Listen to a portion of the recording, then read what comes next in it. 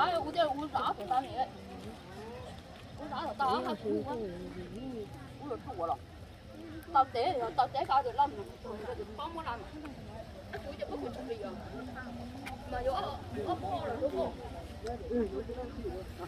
那提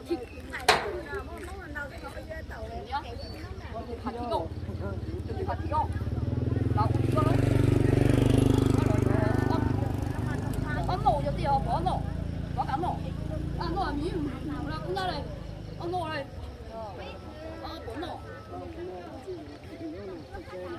nhất để chơi thì thiếu, mà ăn nổ không đâu rồi, không đâu mà, có tàu thì thiếu, có tàu rồi, có tiền, phải có tiền,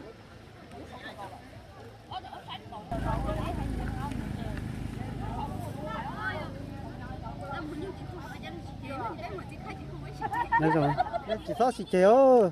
你原本一吃虾的，那下去都不用，我今天不要。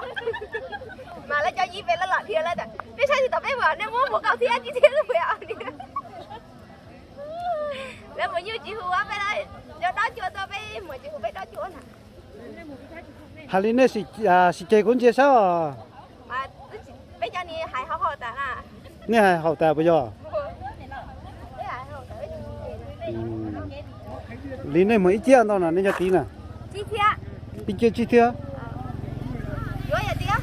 几天的了，大了。也搞天跌嘛，也去小去搞天。几天也做了路大哦，只有路大有跌上。那放么几天咱们今天是几多的来？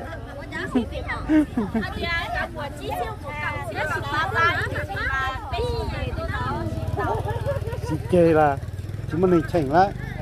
Có thì pha giá nó thì một chiếc xe nữa, một cao xe thì một chiếc xe nữa.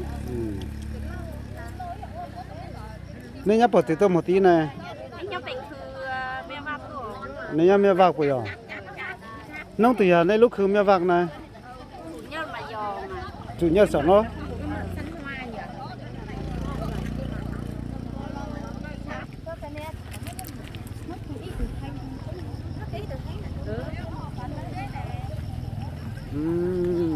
Sai là lúc khứ luôn.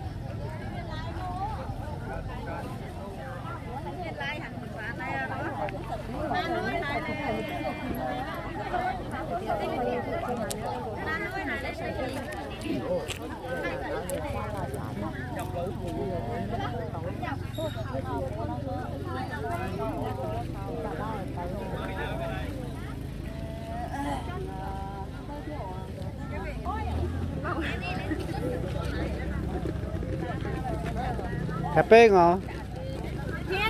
Hả? Cà xiên à? À, mi sư phê ngò. Anh đây mi sư phê ngò.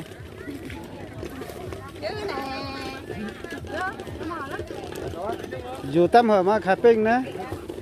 Nữa đi. Đi hả? Nhiễm tông nữa đi. À, dù này nhiễm tông đấy hả? Sơ thì nó.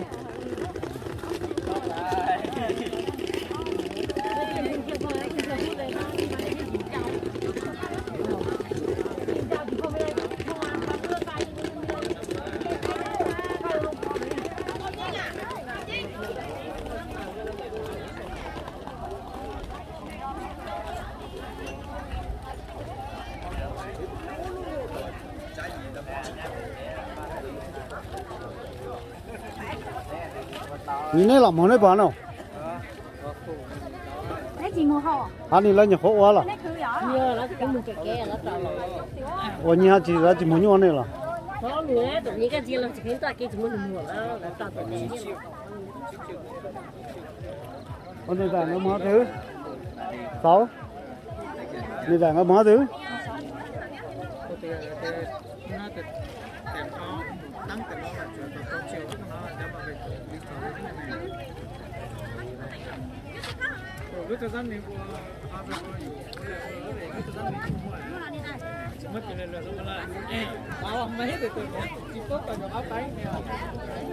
Chào anh.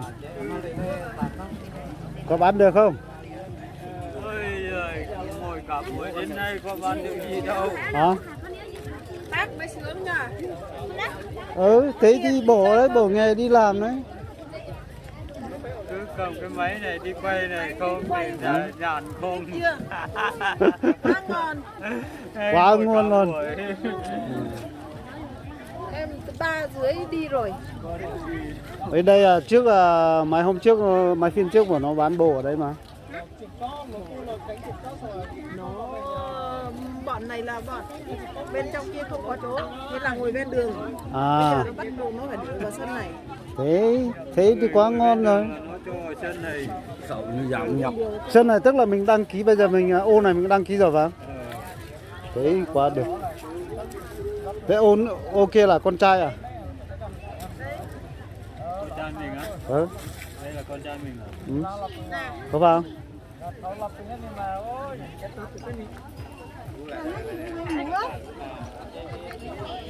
Nên mồm ám lẩu là Bên mồm mắm lẩu. India ăn đâu?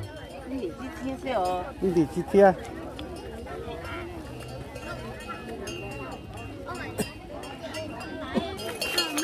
mai rau mai là lúc tại có mai rau này dạ mình mới ra买đây này mai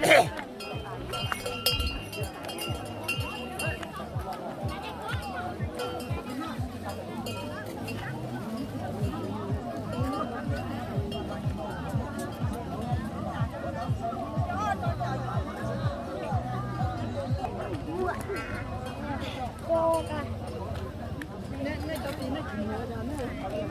cho trái à? Nó đánh luôn à? Túi nè.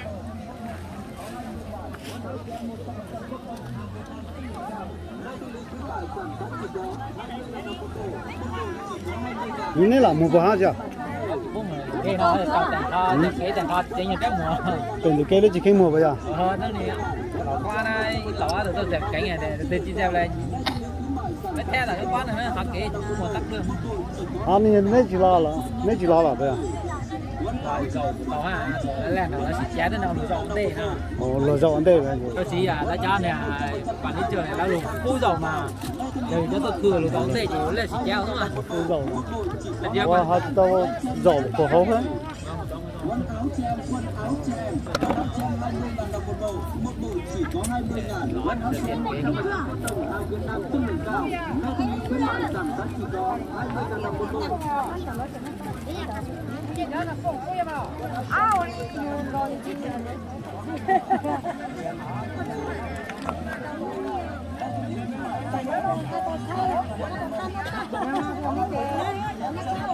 Đó cái tờ sai này lúc cứ đồ lô.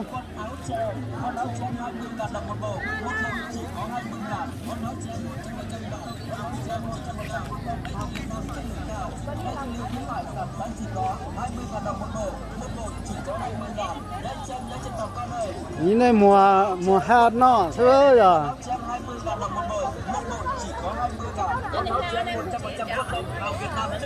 Hả?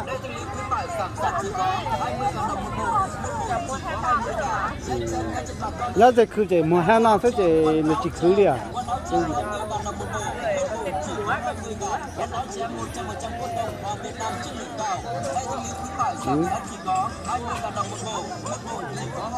Hả này lấy nhiều khó khí đó. Ồ nung là trả là mùa hè này bây giờ.